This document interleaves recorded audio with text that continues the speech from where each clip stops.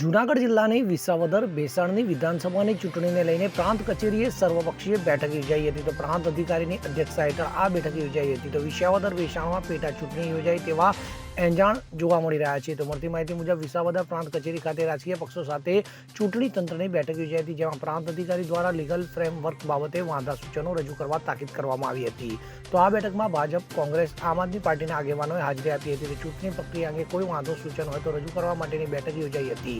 તો રાજકીય પક્ષોએ કરેલા વાંધા સૂચનોનું મુખ્ય ચૂંટણી અધિકારી સમક્ષ રિપોર્ટિંગ કરવામાં આવશે. તો ઉલ્લેખનીય છે કે પૂર્વ ધારાસભ્ય હર્ષદ રીબડિયાએ ગત 18 માર્ચે હાઈકોર્ટમાંથી પિટિશન પરત ખેંચી લીધી છે, જે બાદ હવે વિસાવદરમાં ચૂંટણીનો માર્ગ મોકળો થયો છે. તો આગામી દિવસોમાં વિસાવદર વિધાનસભાની પેટા ચૂંટણી યોજાય તેવી શક્યતાઓ હાલ જોવા મળી રહી છે.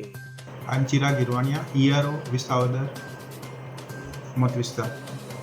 આજે આપણે પોલિટિકલ પાર્ટી સાથે જે મિટિંગ કરવા જઈ રહ્યા છે એ મોટાભાગે આપણા ચીફ ઇલેક્શન કમિશનર સાહેબના માર્ગદર્શન હેઠળ જે ઇલેક્શન સાથે જોડાયેલા તમામ સ્ટેક હોલ્ડર્સ છે, પછી મતદારો હોય, પોલિટિકલ પાર્ટી હોય કે ગવર્મેન્ટ ઓફિશિયલ્સ હોય, એમની સાથે સંપર્ક કરી અને કઈ રીતે આપણે ઇલેક્શનને વધુ બેટર બનાવી શકીએ એ માટે જે ઇલેક્શન કમિશન જે કામ કરી રહી છે, એક પ્રોપર લીગલ ફ્રેમવર્કમાં કામ કરી રહ્યું છે. એ જ લીગલ ફ્રેમવર્કમાં રહી અને એની અમલવારીમાં પડતી મુશ્કેલીઓ અને એના નિવારણ માટે પોલિટિકલ પાર્ટી સાથે કન્સલ્ટ કરવા માટે મિટિંગ રાખવામાં આવેલ છે.